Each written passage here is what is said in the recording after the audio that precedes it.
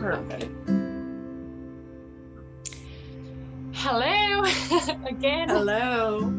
How are you all doing? Good. This feels a lot better. I'm glad you guys can hear me. Yeah, I imagine. Thank you so much, Anna, for being here with us today. For you guys who are watching and listening to this, today is about community and authenticity. And I don't know, Sean, maybe you want to say something? We want to just welcome Anna for being here. Sorry. No worries. In South Africa, we say Anna. It's more like a Dutch sound. Anna, thank you so much for being here with us. We're talking, like Charlotte said, about just being authentic. I mean, I think, Anna, could you start us off? What does authenticity mean to you? Well, this is actually, because I feel like a lot of people see authenticity as like, oh, I'm showing up as myself, which is a huge part of it, and I most definitely agree. But as I've been learning more about it, it's been altering to more of this idea of authentic living, meaning like when you wake up, doing what feels correct for you, doing the things that feel correct for you, or going after the job that feels right, or even, since we're going to be talking about community, surrounding yourself with people that are correct for you and not always. So authenticity to me is more than just me being me. It is me being me in my life, and for people to be themselves in their life as well. Sure. I love that. I mean, what got you started on this path of authenticity? I mean, obviously we're all out there to discover who we are. And I think it's part of all of our life purpose. Yeah. But I mean, specifically being, I guess, an authenticity guide. I mean, what got you started on that? So it was actually, I got really into human design, which I think I'm pretty sure I've talked to Charlotte about this, and it kind of just put this new perspective to me that everybody is so different. Like, not just like, obviously we're all unique, like that is shared all over. We're all unique in who we are and how we show up, but we're also different in how we do things. And that just like spoke really heavily to me, and I realized I like became more passionate about it when I realized I was becoming almost not annoyed, but when I would just see people like telling people what to do, and when it's like, but you have no space to tell these people what to do when you don't know who they are and what they specifically need for themselves. And so that's kind of like what got the ball rolling for me of becoming an authenticity guide. That's wonderful. Thank you so much for this. And Anna, I know that you're big on community as well. It's something that is very important to you, and that's part of the reason why you are here today, because first, you have the authentic workshop, but also community is an important value, if I could say that, for you. And so,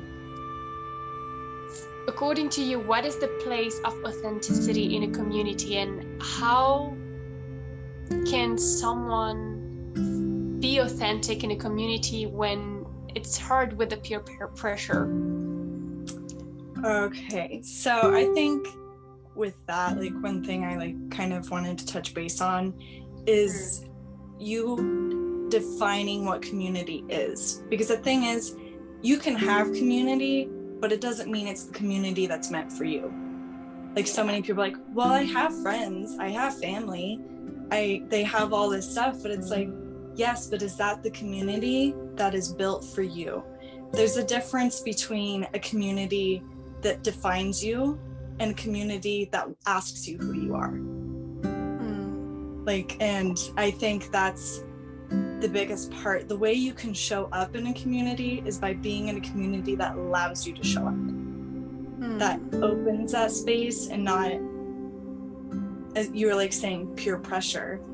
In your community, you wouldn't feel peer pressure. Yeah, because you find a community that honors who you are as an individual. Yes, exactly. And so you wouldn't you shouldn't have to worry about that. And even let's say if they are peer pressuring you, you should just be able to say like, hey, like, no, I don't really want to do that. And they'd be like, okay. Like there would be no force. It's just very much of a flow, which with that is like authenticity, I believe, is a flow, not a force. And that should be a reflection in your community as well. Yeah. And I guess this leads me to another question that I had, because I know part of being authentic for you, it's about relearning who you are as an individual. And so how do you do this when you've been kind of like, you've lost yourself in the process, you've lost yourself in communities that were not correct for you? How do you come back to yourself, relearn who you are to find the right community? Wow, that's actually you using the word relearn. I just recently have decided, like, the authentic workshop, like, it's going to be called the Relearn You edition, like Relearn You edition. And with that, yeah, so that's actually something I'm really focusing on right now, because that is the biggest part, is relearning you. And let me see how I want to word this, because there is a lot to it. The first thing is being vulnerable with yourself. And that means being super honest with yourself, like stopping and asking yourself, are the people I'm surrounding myself with good for me? Do they support me? Are they leading me on the path that I want to be on? And that's really hard. And this vulnerability is important, because we sometimes can be our biggest setback, holding us back, because we're not asking these questions. We're not pushing us forward to be like, I want more for myself, I am worth more. And yeah, so I was gonna say something else, but it kind of went over my mind. That's fine. That's fine. Shan, do you have another question for Anna, or? More just a comment, not so much a question, but actually something that came to mind the other day was that, you know, I'm not entirely sure where it came from, but life is about discovery. And when you're on that process of discovery, it's more of a case of, instead of like just asking questions and waiting for answers to arrive, it's what kind of questions am I asking? And just kind of building onto what you said there, it's so important to know what kind of questions are you asking. And when you're in that space of community, are you asking the right questions about the people around you? You know, instead of going, you know, is it me? Am I doing something wrong? Rather, like, is this right for me? Is this serving me? And how can I serve? And just touching on that, actually coming into that, when we're in community, and Charlotte's mentioned this in our post last week, that community is really about exchange. And when we're being ourselves in community, and when we're being ourselves in a space, even if it's just with one or two friends that we call our community, if there's not that sense of exchange, I feel like you're not really being authentic in that space. And I would really love to know from you, Anna, like, what is your sort of opinion on that? How would you say that, you know, are we being authentic if we're in a community and we're not giving, if we're only receiving? I guess that is up to the individual. I think it depends what you mean by giving. I think in a community, if anything, you should be giving yourself, you should be giving your voice, you should be giving your opinions, you should be giving that way. And I actually, like, in the beginning of this year, I had to actually drop a friendship, and I didn't really necessarily know why. But just recently, I'm able to look at it, and I realized because I wasn't able to show up authentically there. I wasn't able to speak up, and I had to separate myself from that. Sometimes there's people that we're just not able to have that connection with, and I think that's a huge part. And I guess what do you mean exactly by, like, receiving? Well, receiving in terms of the communication that we give and receive, or just like the random little gifts of, you know, it could be advice, it could just be the energy, the connection between two people. I mean, even this conversation, we're all giving and we're all receiving. And I think it comes back just to that crux of what is exchange at its core. It's that transfer of energy that comes and flows through people.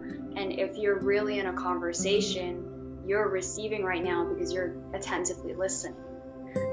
You know, if you were listening but your thoughts were going 5 miles a minute, yeah, you know, you wouldn't really be, or 500 miles a minute, you wouldn't really be receiving. You know, it would be the words would be coming at you, but you wouldn't really be accepting of them. And I guess in that, with receiving, are you accepting of what you're being given as well?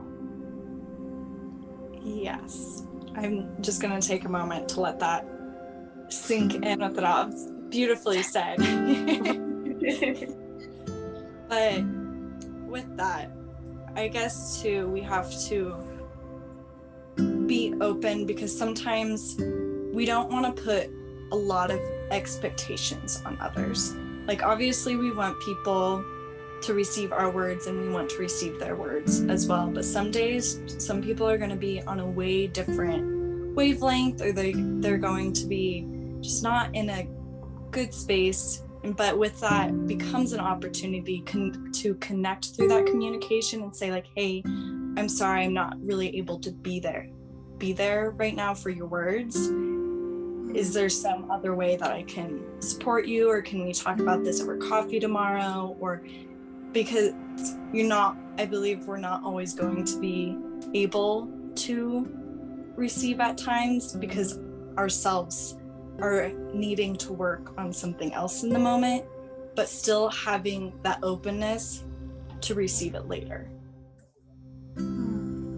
So that's beautifully said, because that gives us a reminder about what we were saying in November as well, about communication and the art of listening and everything. And I generally agree with you, because I think that just setting how do you say this? Not the rhythm of the conversation, but expressing yourself, saying that you're not available right now, but you're open for this conversation later, allows you to preserve the community and preserve the authenticity as well. I don't know. Yeah. What do you think? It's about like it's setting the tone of like where you're setting at. the tone. Yeah, well, it's even too, it's that idea, like I've told friends or something, like, let's say even just like in a relationship, which is a community on its own. Let's say if you're having some mishap or whatever, sometimes you just need a moment to be in your feelings and to actually really feel what you think. And sometimes that takes a day. Sometimes that takes you writing out in your journal. And I believe that's okay. It's up to the individual and how they work. We're not everyone is ready to say what they have to say in the moment. Like, even in this conversation, if you ask me a question, I might not have something to say right in the moment, but maybe tomorrow I'll be like, oh, now I have an answer for that. Yeah. And that's just like sometimes how it works. And it's up to the individual and them listening to how they work and how they go about things. Again, it's all about that authentic living, and that brings it back in of, you don't have to always have something to say in the moment, but communicate that. Yeah. Okay. So I was wondering, because you talked about the fact that you couldn't be fully authentic in the relationship that you said no, I guess you could say no longer to. Yeah. I can't find the word today, but I was wondering if there was a time where you felt like you were not in the right place at all, and you didn't know how to get out of it. And so I was wondering, if so, what saved you and what helped you go out from it and brought you back to your authenticity? Ooh, wow, this is gonna really go back about probably 3 years, I was in a relationship that I was just not myself, like at all. And I didn't really see that, because sometimes where we're at, we're like, this is just who I am. This is my authenticity, because we're always taught that just like being who we are is authentic, but sometimes we don't even know who we are. So how, like, we don't know that that isn't authentic. Like sometimes we think being anxious all the time is just our authenticity, and like, or being sad all the time is just our authenticity. And that's kind of where I was at. I was just very, this is how it is. In the relationship I was in, I was like, this is just how it is. Like, this is love. This is what I'm worth. And this is what I know. And with the partner I was with at the time, we went on a 45-day like trip to Europe, like all over Europe. And as we were going, I was seeing just all these messages saying self-love, let go. And like, I was just, my eyes were just opening. I was like, oh my gosh, I was finally seeing what was actually surrounding me and what I was surrounding myself in. And by the end of that trip, I had broken up with my partner. And with that being said, is sometimes you won't get to where you need to be until it naturally comes. Sometimes it's something that won't be forced. It's like this divine timing. Like I always say this, especially because my mom once said it to me, it's their journey. Because sometimes I look at people, I'm like, why aren't they just doing this? Why aren't they just doing this? Because I've done this and it didn't work for me, so why don't they just not do that? It's because it's almost, in a way, maybe going through that is you learning your authentic self. You're looking at it and you're like, oh, that's not me. That's not what I want. And because this is a journey. Today, I'm not as authentic as I'm going to be tomorrow or next month or next year. I might be a whole different person next year, but that doesn't mean I'm not authentic right now. And so I don't know if that answers the question. Yeah, no, definitely. It's like you live it day by day, and at the time what helped you was seeing all those signs and divine timing, like you said. And did you get any help from your surroundings at the time to help you see that this wasn't the right relationship for you at this particular moment? In the moment, I didn't really share things, my relationship to people that weren't, particularly good, because I knew it wasn't good, so I didn't want to share it with other people. And then it really came from me, I think. There was like, once I started seeing things, like I started messaging like my friends, and they were supporting me with that. But it was interesting that in that moment, like I was my biggest support. I was my biggest realization, which I think actually brings in this idea is like, yes, community is important, but no matter, let's say I go up to a friend and I tell them like, hey, like I've just noticed in your relationship, like this just bothers me, and I'm like not a big fan. They get to decide if they take that or not. In the end of the day, a community is a support system. It's like we're all islands, and we have our bridges to each other, but we have our own island to maintain, where we get to decide. We get to decide if we're gonna have a shaved ice place on the beach, or what kind of towels we're going to have, what kind of home we're going to have, all this stuff. And so in that moment, it was my decision. No matter what, if somebody told me, hey, Anna, you need to break up with him. I mean, my mom kind of did point stuff out like that to me. I wasn't listening. My ear was just closed off, because I wasn't ready to hear that. You're only going to be ready to hear stuff like that when you are ready. So in a way, it does come from you. Yeah, I agree with that. I think, and Shannon, you can tell us what you think about this after if you want as well. But I think I'm similar to you. I know some people have, like, it's easy for them to listen to what people are telling them, but I feel like most of the time, if you don't decide first, then you're never gonna listen to other people around you, because in the end you have a choice, and sometimes you're open to it. Like, I found that usually when you're unsure about who you are and what you want to do, you're gonna listen around you and you're gonna get lost into everything that other people are telling you. But when you're sure about yourself, even if it's correct or not correct for you, you're gonna go for it no matter what. You're gonna experiment, and you're gonna, like, make mistakes eventually, but if you do so, it's because you need to grow and learn from that. And I love what you said, is that you're the first one to decide, and then after that you have the community that comes in and supports you and allows you to grow even more, I guess you could say, because once you decide, you already started to grow, but once you have the support, you're able to go even further, if that makes sense.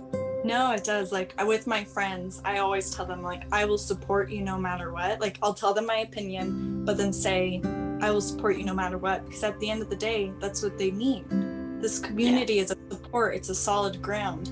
And that this idea of an authentic community are people that are going to support you through whatever, not just because you're following what they think. Yeah. Because even in those times that they're not following your advice, sometimes that's when they need your support the most. Yeah. And, you know, I love what both of you said there, and it actually reminds me of a conversation I was having earlier today with a friend of mine, and it comes down to this sort of innate sort of knowing.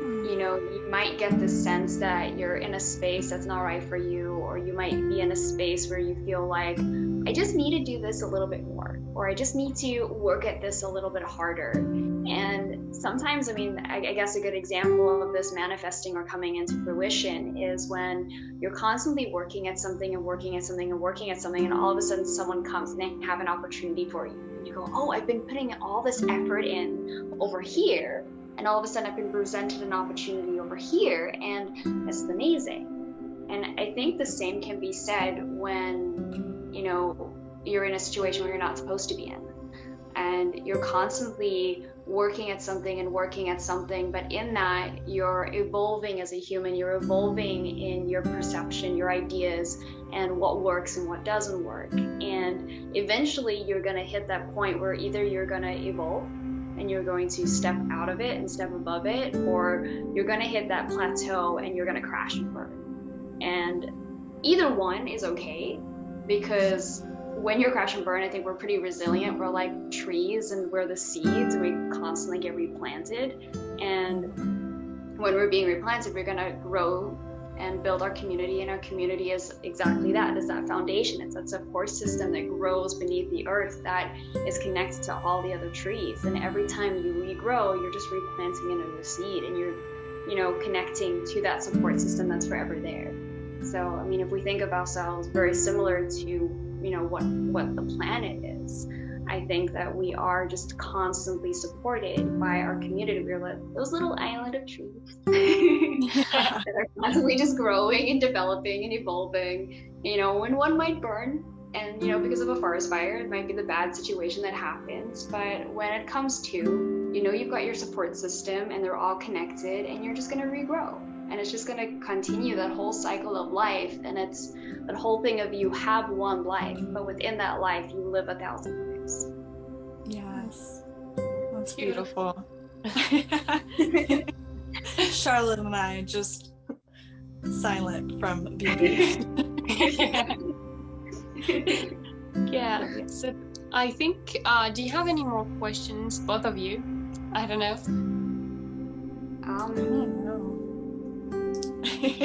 Then we can end the live. Like well, not the live, but. Well, I mean, I was just gonna say, you know, we're here, and we know that you have your workshop coming up in January. Is that right? It might be starting like February. At this point, I've decided it's open now, and then it will close when it's filled up. So Okay. yep. No, I love that. And you know, well, you have your workshop coming out, you know, date TBD, and you know, could you tell people about that just a little bit? You know, what they can expect, what, you know, they can, I mean, they've already gauged, you know, a little bit about who you are and, you know, what you believe and how you can help them. But if you want to just, you know, add in a little bit more there. Yeah, sure thing. So I actually, it's really interesting. I really kind of evolved into what I really wanted to be, which was the Relearn You for the Authentic Workshop. And it will be a like 5-month program, maybe 4-month, depending. And I'll be going through these different steps to go through to relearn you. And it'll be within a community. One reason I chose to do a workshop is because I believe community is really important, because I'm not going to be the only one teaching them. They're all going to be teaching each other, and they're going to be teaching me as well. So I'm going to pull it up. The like 10 steps that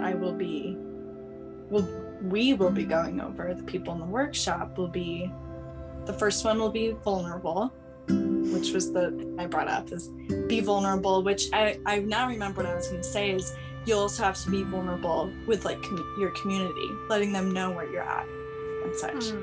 And then 2 is learn you, 3 is connect within, 4 is creation, 5 is flow and grow, 6 is movement, 7 is community, 8 is have fun, 9 is in your element, and 10 is voice it out. And with all of those, I plan to have, like, I will kind of teach it, put my words to it, but then after, I want them to put their words to it. I want them to put their experiences to it and what they think, and to show up. And in the end, like, the voice it out is just going to be everyone showing up as who they are, bringing up something they've learned, their passion. Maybe they're reading a poem they wrote or whatever, just showing up as them. And so, and with this too, I will give 2 just one-on-one coachings to each person, because I want to, it says my hand is raised, it is not raised, but because through this, I don't want to be telling people what to do, like, oh, you need to do this. I want to help them figure out what they need to do for themselves. Like, that is them relearning them. It's not me saying you have to do this and this and this. I will guide them, but I'm guiding them to this relearning of themselves to figure out, I don't know, do you want to meditate every day? You don't have to meditate every day. Like, really finding what is correct for them and not putting a force to it, but a flow, like bringing a routine to life that brings authenticity. But I always call my routine a flow, and I want to help people find that within themselves, because we are a flow. Like, you were like connecting us to nature earlier, Shannon, and that's how nature is. Like, we're just a flow, and that's kind of what it will be. And also there will be distance Reiki for everyone, and a human design blueprint for everyone as well who joins. Yeah, that sounds wonderful. And the human design blueprint is from Erin Claire Jones, if I remember right. Yeah. So that's a good one. That's a good gift, you guys.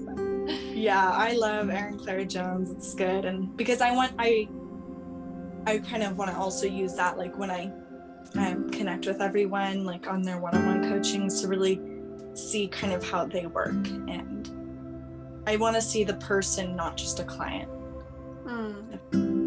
Yeah, that makes sense. So yeah, thank you very much for being with us today. Thank you guys for tuning in, and thank you, Shannon, for hosting this with me as well at PSL. And yeah, I think that's pretty much it. I hope you are all going to have a beautiful week. This week is about community and authenticity. So thank you, Anna, for starting it up with us. Thank you. Thank you.